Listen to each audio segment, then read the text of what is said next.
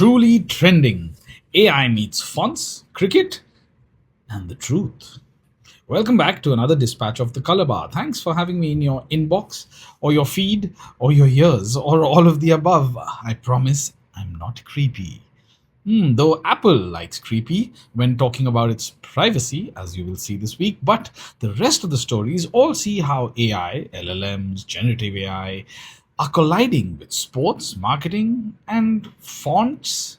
And for good measure, with truth itself. Because this is where creativity, entertainment, media, and tech collide. And you can get every missive on LinkedIn or on Substack.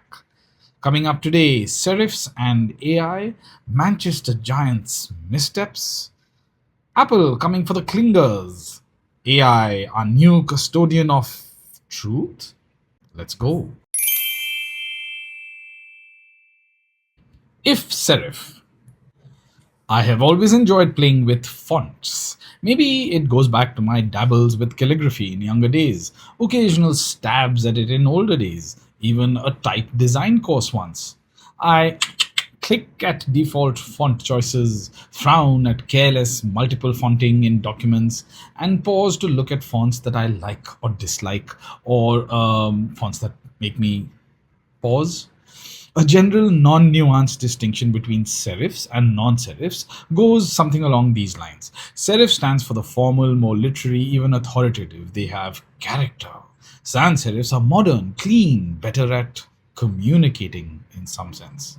But maybe the distinction has been made most in the last 2 or 3 decades, going back even to the 90s. As screens took over our reading lives, serifs suffered. Originally, this might have been driven by serifs fonts' lower clarity on monitors with low pixel counts. Then, as websites, apps, and social media became primary funnels, sans serif fonts became the accepted norm for digital, particularly UI UX, but liberally across logos, brand identities, and advertising. Wrapped in other themes like minimalist, bold type, flat design, the majority of digital design became dominated by sans serif fonts. I have presented title design or brand identity proposals that spouted all this very need to belong to a modern digital look and feel. I mostly still stand by those pitches, but at some point in the last 4 or 5 years, maybe a little longer, I started to tire of sans serif being a given, the default. Serifs started populating our feeds more, sometimes driven by hipster, indie, small business vibes, at other times riding on the back of retro or nostalgic themes. Now, this is not an academic analysis, but paints a little trajectory that I have noticed and my own personal likes. I write the color bar largely in sans serif, but soon after launching it, I moved to serif font headers. I publish my other Substack, Coffee and Conversations, largely in serif, probably falling on those tropes of literary and eclectic writings. All this to say that I wholeheartedly see the influence, importance, and irrationality around fonts. Now, with the ever present specter of generative AI and vibe coding, fonts are played with in a different way, allowing for AI models to draw on known cliches or perspectives and use them in ways that can seem clever to some or sneaky to others. As Kia Vedagama said last year on her Substack post, which I enjoyed but somehow lost to the ether. Quote, it's not that difficult to discern why AI native companies in particular are being drawn to serif fonts. AI is inherently cold, without opinion. Serifs add visual interest and warmth. It signals we're AI, but real humans use and made our product. We swear by that. End quote. Then, now Wired's gone and done a piece recently called AI Has Come for Serif Fonts, in which they say AI companies are using serifs to project humanity and critics are calling it taste slop. There's an interesting case John Semley makes for this, citing a general trend for AI startups to minimize their tech overlord connotations and bolster their human friendly assistant vibes. Most apparently, you might think of Claude with its serifs versus ChatGPT and its sans serifs. Do you find one more personable, trustworthy than the other? Or are you firmly in the hey, fonts don't matter camp? Have a think. Giant missteps. Teams in the 100, England's franchise cricket jamboree, are releasing their new kits. The team from Manchester has new ownership this year and is now the Manchester Super Giants.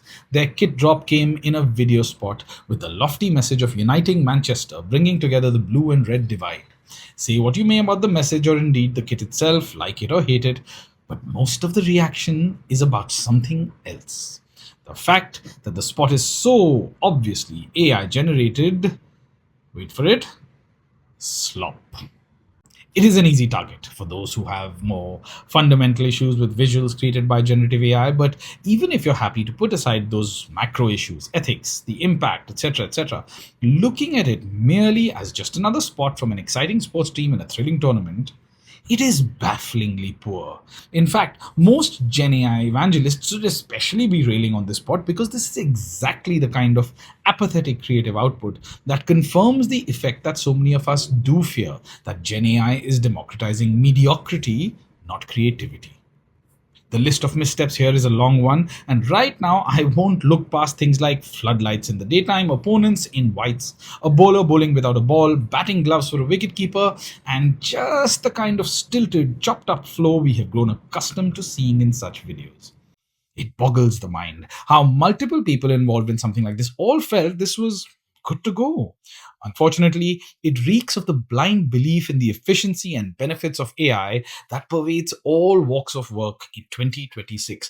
Do it because it's quick, do it because it's okay, do it because it's cheap, do it because everyone else is, and gosh, we're all so smart for using it. So, yeah, I may not have set out to skewer the spot, even if I have, much as it deserves to be. It is the growing ecosystem it represents that leaves me shaking my head every week. In curated cuts this week, we have clingers because Apple is back with another privacy campaign with its reliable route of personifying data tracking. Striking visual device, silver suited people atop shoulders, tick. Suitably helpless internet users, tick. Cool Apple user, making them all go poof, tick. It might seem a bit on the nose to some, but it's pretty consistent actually with how they've tried to position Safari and their privacy chops. Not so long ago, Flock brought us creepy camera birds, you might remember. And a few years ago, the trackers were literally people following. I've linked to all these spots. Admittedly, in the new spot, the vocalized Chrome reference is a bit jarring. It's being called sinister, creepy, funny, massy, unsubtle. Please choose your judgment. Objectively objecting. You can have the truth, please pay here. Facts and truth seem to be at a premium in our information age. Reams are being written about the incongruence of a time when so much is at our fingertips and so little is reliable. The trust deficit with traditional media, the battling embrace/backlash around AI, the instinctive, sometimes disproportionate faith in individuals, the accompanying disappointment with institutions. Questions abound around truth and how to ensure it's not obfuscated. At such a time, please meet an AI powered platform that claims to usher in accountability. How? By being a pay to play platform where journalism can be challenged, in theory, by anyone, its credentials investigated and adjudicated by a jury of LLMs. That's right, a panel of your friendly neighborhood chatbots will find a report and its writer innocent or guilty of peddling untruths. Hear it from them. I have linked to their launch YouTube video, which is, at least honestly, entirely AI generated. If I had no context, I would have thought this video satire, a spoof piece from SNL, or a YouTube skit. The cheesy VO, the hyped up script, the shockingly or not shockingly poor visuals that serve as a launch video for a new product. But in fact, all of these tell a story of their own. Aaron D'Souza, their founder, said, "It's the same as X's community notes feature, the wisdom of the crowd plus the power of technology to create new methods of truth telling." There are many concerns around this. Another tool for the privileged to protect their reputations. It will paint all anonymous sources as unreliable, its dangers for whistleblowers, the irony of error prone LLMs judging facts. Peter Thiel's involvement has only fueled more of these concerns. The founder, Aaron D'Souza, is known amongst many things as a key figure in bringing down celebrity news site The Gawker a few years ago, and is founder of the Enhanced Games, which quite simply are Olympics plus drugs. Rebecca Bellin at TechCrunch says his solution presents a lose-lose for journalists. Either divulge sensitive source information to objections cryptographic hash that determines if it's high quality reporting, or face demerits for protecting sources who share important information at great personal risk. She also quotes defamation lawyer Chris Mette, who has a much less polite take. He says, quote, seems like a high-tech protection racket for the rich and powerful. Elsewhere, John McGillian writes that, quote, objection poses as a truth seeker, but at bottom, it's a reputation protector for wealthy companies and individuals, a weapon to add to their arsenal of defamation attorneys, communication firms, and friendly political contacts. But also, hey, objection is pausing. If you head over to their website now, you see this incredibly clear and reassuring message. Due to feedback, we are rebuilding for an epistemic and primary sourced future. Stay tuned for updates. That's pretty clear, right? But just in case, I thought I'd ask for it to be decoded by some of their friends. ChatGPT had a lot to say, including reading between the lines. The wording is quite unusual and somewhat intellectualized. It's essentially a shutdown reboot notice dressed in the language of information science and AI culture. While Claude felt the notable thing is that it's the sole message. No logo, no product description, no timeline. That's either confident minimalism or they're in early enough trouble that they don't have much else to say yet. To end, Harriet Williamson over at Novara Media says that the platform has told Novara that it's being rebuilt and relaunched with, quote, significant retooling after customer feedback. Harriet also has a very good video story, which I've linked to, including the wider context of Objection.ai for journalism. And so to quick hits. A survey carried out by Lacoste in 2023 had revealed that while the majority of respondents instantly recognized the crocodile brand, many were unaware that the brand is French. Cue the return of the serif. That's right.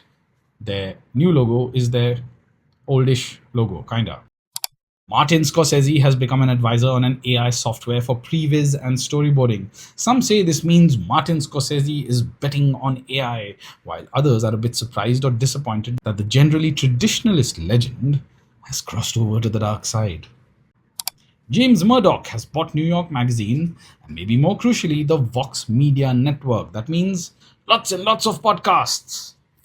As I sometimes like to, I will end with a quote from Brian Phillips in The Ringer, where he listed out 40 tech frustrations. But here's one. Tech doesn't have an image problem. It doesn't have a message problem. It has an intention problem. Thanks for listening. If you enjoy the color bar, maybe get me a coffee. There's a link. You really can. Get me a coffee and help fuel the next one. Or support by sharing the PSCs alike, forwarding to others who might enjoy it. Till next week, go watch some nice videos. Click on those links. Bye-bye.